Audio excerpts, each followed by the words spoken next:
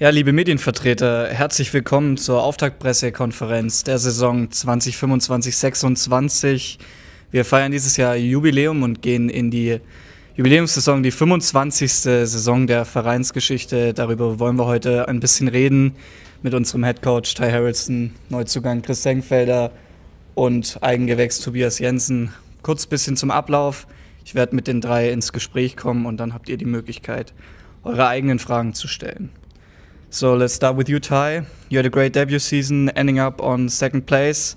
Therefore, the preparation for the new season was shorter than normal. We also got a lot of new faces in the team. So to what extent does the shorter amount of time affect the preparations for the new season, and where does the team currently stand right now? Okay. Well, first of all, we always say it's a new season. It's a new team. It's the same club, so we do have a lot of new faces, and maybe the difficult part about it for everybody is the short time and the short turnaround, because the BBL season went so long last year. Our team played very well. It was an exciting journey, a great group of guys to coach and work with, and a lot of those players are back. We're happy to bring back Tobias and Nelson, who played significant and played very well for us last season, and also our double license player Alec Engabata is back. So now for the preparation for this season,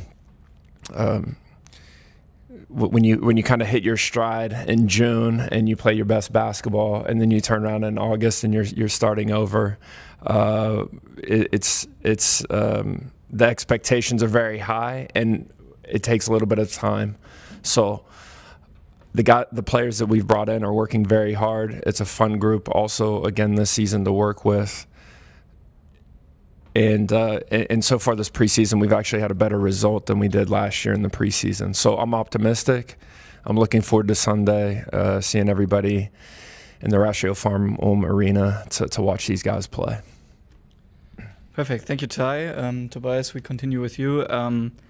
After the international break last year, you made a big step forward in your development. What do you want to achieve with the team in the coming season? Well, I want to keep it going like we finished last season, but that is going to be difficult with new players coming in. We need to find the chemistry and find ourselves, or find the team, and then we got to build our chemistry up, because we have a lot of new guys, and a lot of the guys that were here last year who played a lot of minutes have tried it before, but I wanna see if we can get better than last year, and I want to see if we can win the championship. Thank you, Tobias. Chris, zu dir. Du bist ja ein sehr erfahrener deutscher Bundesligaspieler, hast schon sehr viel in deiner Karriere erlebt. Nun hast du dich im Sommer dann für den Wechsel hierher nach Ulm an den Orange Campus entschieden. Was waren denn für dich die genauen Beweggründe? Ja, ich glaube, da gab es einige. Ich glaube, ich hatte ein gutes Gespräch mit Coach, was mich überzeugt davon, der Philosophie, wie er spielen möchte. Generell die Philosophie des Clubs gefällt mir sehr gut. Dieses Jungs eine Plattform zu geben, diese persönliche Weiterentwicklung, auch wenn du mich jetzt schon als erfahren betitelt hast, glaube ich, dass ich noch ein bisschen was noch Platz habe, um mich zu entwickeln. Dazu, ich glaube, diese Facilities, international zu spielen im Eurocup, ist für mich immer eine Herausforderung, die ich auch noch nicht so erleben durfte. Da freue ich mich sehr drauf, und ich glaube, dass das mich so als Gesamtpaket überzeugt hat. Genau, du wirst ja auch schon als Führungsspieler angesehen, von vielen auch im Team. Inwiefern wird das junge Team von dir als Spieler, aber auch als Mensch profitieren können? Ja, ich versuche natürlich mit gutem Beispiel voranzugehen. Ich glaube, ich bin einer der Spieler im Team, der diese Doppelbelastung jetzt schon über mehrere Jahre hinweg kennt, der sich auch in verschiedene Perspektiven versetzen kann. Also zum einen, ich sag mal, jetzt war ich schon länger in der Bundesliga, ich kenne die Liga ganz gut, ich kenne die Doppelbelastung seit mehreren Jahren. Ich war jetzt im letzten Jahr mal ein Importspieler, was natürlich auch mit ein bisschen mehr Verantwortung, vielleicht ein bisschen was mehr Druck einhergeht. Ich glaube, diese Perspektive kann ich einsetzen. Ich kann mich aber auch, glaube ich, in junge Spieler versetzen, die jetzt gerade aus den USA rüberkommen, weil auch diesen Schritt habe ich gemacht vom College, dann den Fuß zu fassen, Fuß versuchen zu fassen in der BBL. Also ich glaube, dass vielleicht dadurch ein paar Jungs von mir Hilfestellung bekommen können, weil ich halt in ähnlichen Schuhen oder Perspektiven mal war. Super, danke dir. Dann besteht jetzt für euch noch die Möglichkeit, Rückfragen zu stellen. In erster Linie wurdest du ja als Spieler verpflichtet und nicht so sehr als Vater der Kompanie. Wo siehst du dich denn in der Mannschaft? Spielst du unter dem Korb oder spielst du eher auf der 4? Also bis jetzt habe ich viel auf der 5 gespielt. Ich denke, das wird meine Hauptrolle sein. Vielleicht geht es mal auf die 4, je nachdem, was wir für Matchups haben, auch im internationalen Wettbewerb, weil da vielleicht einfach ein bisschen was mehr Größe ist als in der BBL. Im Endeffekt ist das eine Entscheidung, die Coach treffen wird, und mit was vor immer eine Entscheidung er treffen wird, bin ich dann auch einverstanden. Weitere Fragen? Ja? Ty, do we get a push about the victory in European Championship of Germany for the basketball in Germany? What do you expect? I hope so. I mean, what a great run for German basketball. I believe it was 4 years ago we're world champions, is that right? And now European champions. It's the prime time of basketball in Germany, and such a popular sport around the world. I believe in local communities like with Ulm and clubs where basketball's already established. It definitely helps. I hope to see it kind of all through Germany, but a lot of the players who are on that team will be coming through the Ratio Farm Arena at some point during the season. Nelson Vitamin also had a really good summer and was up to the final cut, almost made the team, which is exciting, and we're proud of him for that. But congratulations. To the German national team on winning that championship, and I think it makes the basketball season that much more exciting this year. Weitere Fragen? Ja. Ja. Dankeschön. Ty, you mentioned higher expectations because last season was such a success. How exactly do you want to deal with these expectations? Well, the expectations are always really high, and it's in the challenges right now to get from our coaching staff to get all of the players on board with how high the expectations are, not just individually, but also as a team. And that's kind of a day-by-day process. It's not something that's generated just by us saying it with words, but through our actions, how we practice, how we teach, how we watch video, how we travel and we stay together, whether we win games or lose games. For the long season, the long journey, to hit the expectation at the end of the season, and really, what we want to do is just be the best basketball team we can possibly be with the talent that we have. So, if we make it to the finals, great. We want to be in the playoffs because it gives us a chance, and then we just kind of see what happens. Gleich nochmal. A few weeks ago, you mentioned that the team has a really high level of energy. And how did it change over the last few weeks, or did they keep this level up? Yeah, the first, let's say, 10 days of practice were I think I've been a head coach for 12 years or so. I'm not sure. I gotta go back and count them, but it was the best first week and say 2 weeks of training in terms of intensity level, in terms of discipline, players being on time. We had nobody miss any meetings. It was kind of a special start, and they've continued to do that. The thing is, we've played, I guess, 5 games maybe since then, and so we see some of the things that we have to work on. And when you get past that kind of honeymoon stage and you start saying, okay, this is where we really have to work, and then things get a little bit tougher. You start to see character a little bit more. But the team's been very responsive, and I think we'll continue to grow.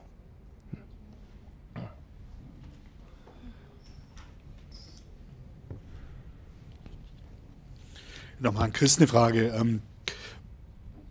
Wenn man neu in die Mannschaft kommt, woran merkt man denn, das ist jetzt wirklich ein Team, das ist schon zusammengewachsen, wir sind startbereit, wir können in die neue Saison starten.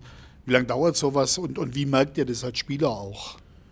Ich glaube, das ist etwas, was von Tag zu Tag zusammenwächst. Ich glaube, da kannst du auch nicht so wirklich einen Punkt sagen, wann das ist, weil auch wenn wir jetzt am Sonntag unser erstes Spiel haben, werden wir uns trotzdem weiterentwickeln, weil wir wollen trotzdem weiter zusammenwachsen. Wir wollen trotzdem kontinuierlich den Prozess auch genießen, bis halt Ende Juni, Mitte Juni das beste Team werden zu können, was wir sein können. Also es wird nicht diesen festen Punkt geben.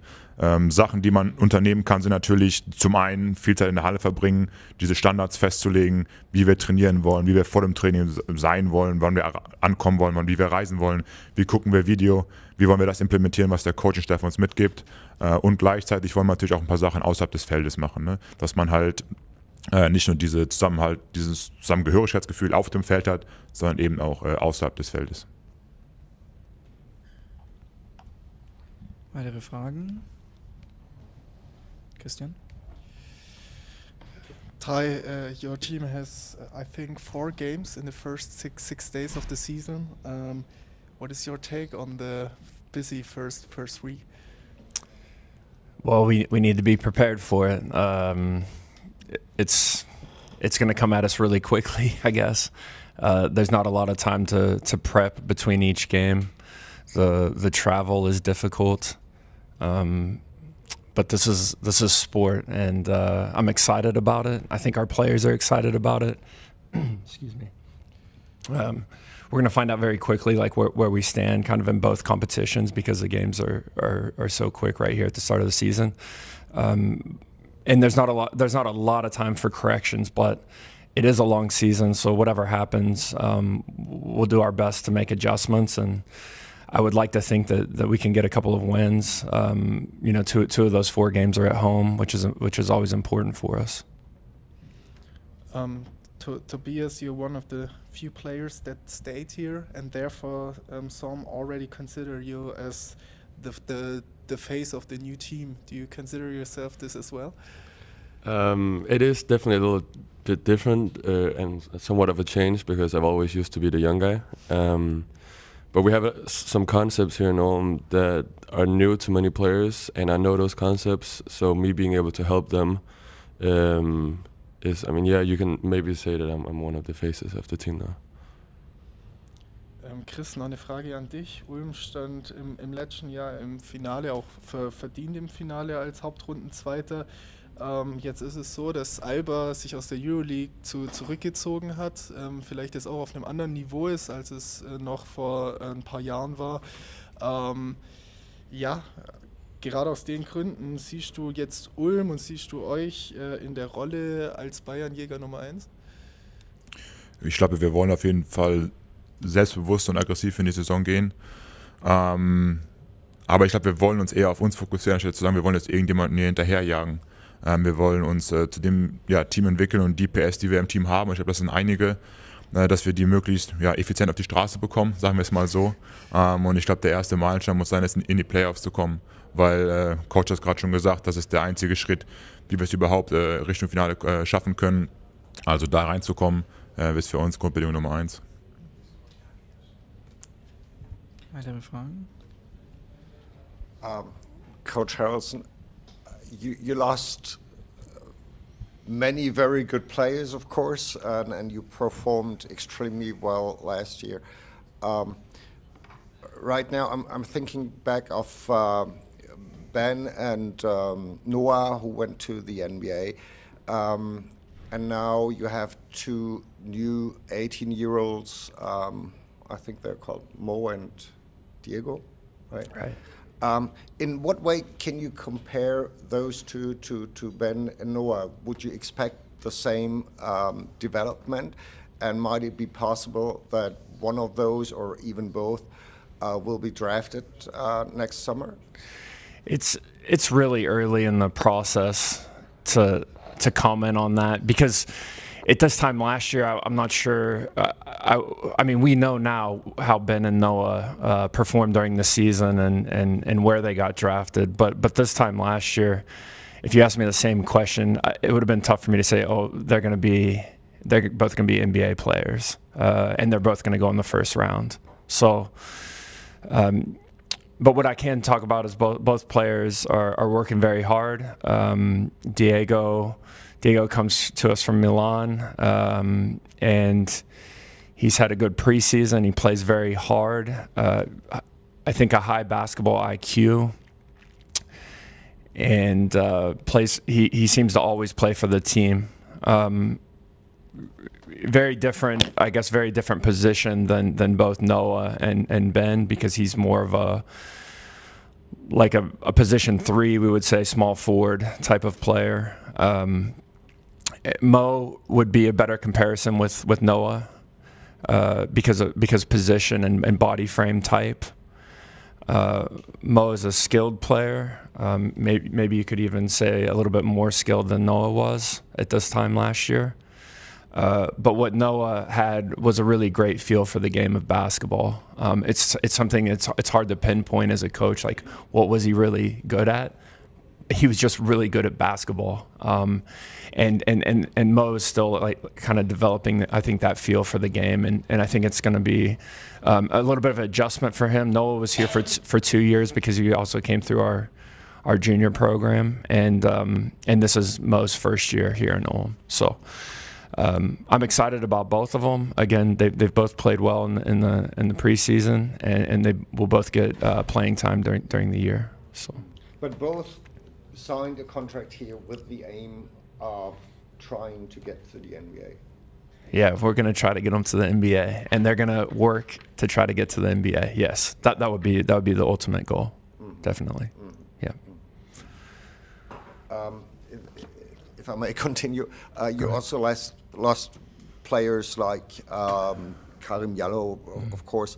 Now, from the viewpoints of the fans, most of them don't know all the new players. So everybody here in town seems to ask, will the team be as good as last year?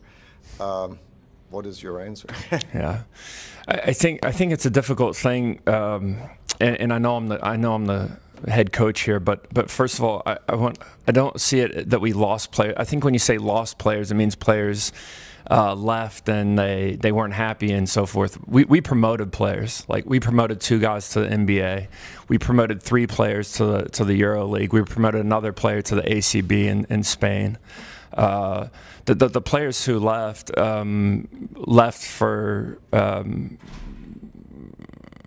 opportunities that our club, I think the vision of our club is dedicated to. So I guess that's the first part of it. The second part about the new players for the fans and how to compare.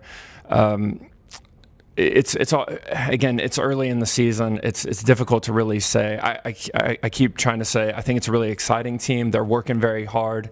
That they know the task that's ahead of them.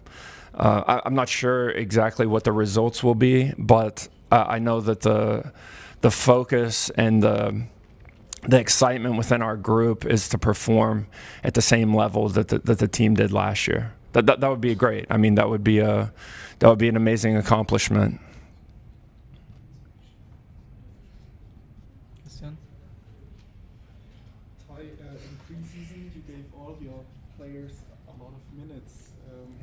From an outside perspective, nobody can tell how large the rotation will be. Therefore, I'm asking you now, how large will the rotation be, and who are the players that will probably get less minutes during the regular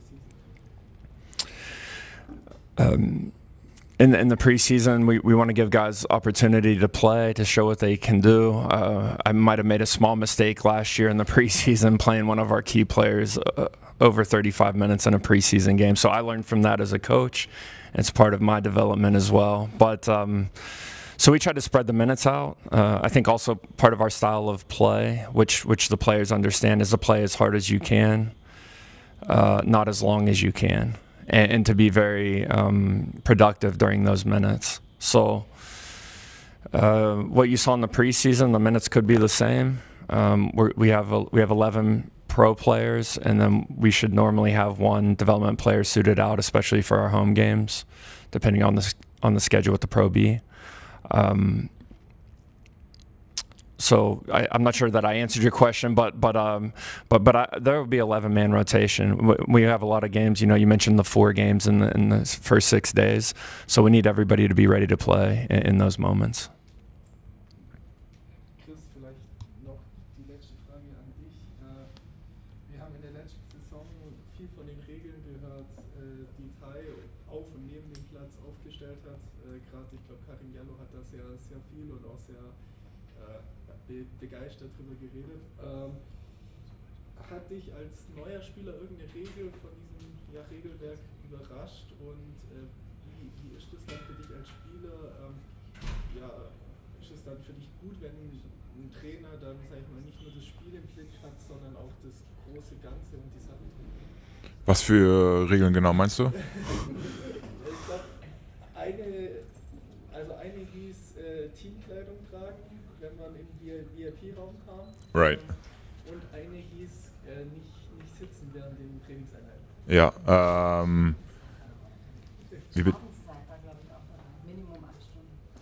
ja, okay, das ist ja wissenschaftlich erwiesen, dass das sehr, sehr sinnvoll ist.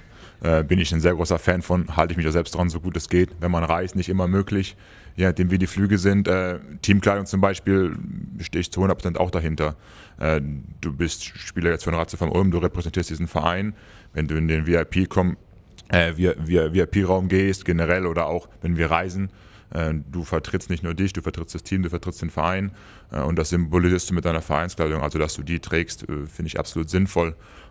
Stehen beim Training ist auch für mich so eine Sache, der ich voll zustimme, weil du willst da sein, du willst fokussiert sein, du willst ready sein und du kannst danach und davor dich erholen, aber nicht währenddessen.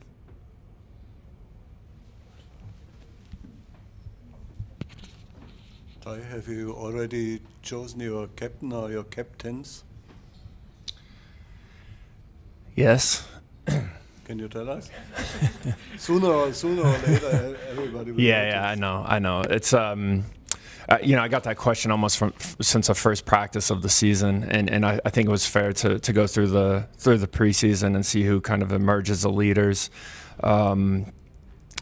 Most likely these 2 guys will be in the captain, let's say, group. I like to have a group of guys, not just one guy. It's important that, and it's something that we talk to all of our players about all the time, is being good leaders within our organization, but also in the community. At the end of the day, I have to write in the book who's the captain, and in that sense, that's kind of what it means to me. Our captain doesn't have to do anything special or out of the ordinary. Maybe in other sports that's important, but I think in basketball it's better to have a captain group. And with Toby's experience and the season, the way he performed last year, and just kind of who he is as a person, he will be in that group. And then also with Christian's experience, it would definitely make sense. So these 2 guys will definitely be a part of that captain group. Yeah, that's right. And so I probably need somebody who can speak German and write in German better than myself. So, yeah. So Chris is the captain in the book. I'm gonna make the decision. I'm gonna make the decision because I haven't announced it to the team either. But I'll make the decision. I'll let the team know on Saturday, our last practice before the game. So.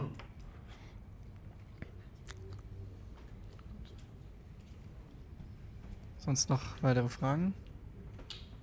Eine noch, ja?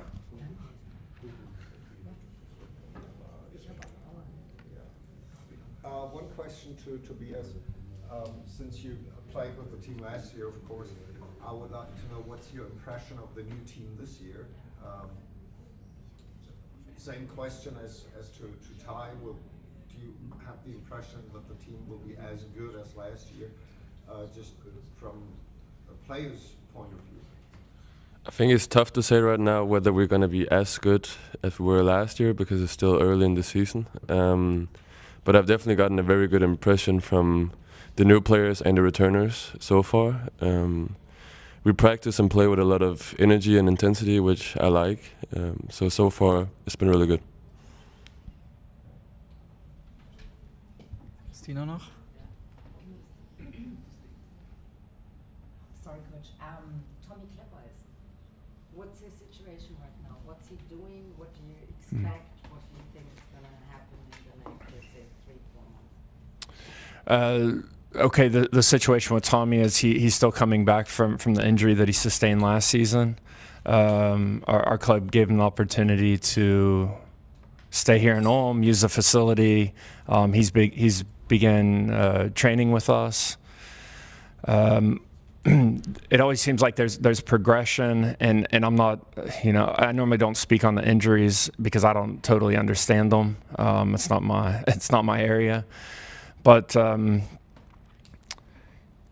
I've seen significant improvement in the last let's say 2 months, or I don't know, he hasn't even been here 2 months, but let's say it last like 6 weeks since he's arrived. And I hope for him that he can get back to healthy and soon be playing at the level that he wants to play. I think if I say anything outside of that, I really don't even have an answer. He's working towards it. He wants to play, and hopefully his body allows him to do that. And he's still part of the team. He's part of the team. He's practicing with us. He's here every day. And at the moment, he's part of the team, yes. That is something new. The last what we heard is that he's not part of the team. He's just doing his recovering here and practicing here, but he's not part of the team. So you would say he is part of the team. Yeah, I'm not sure.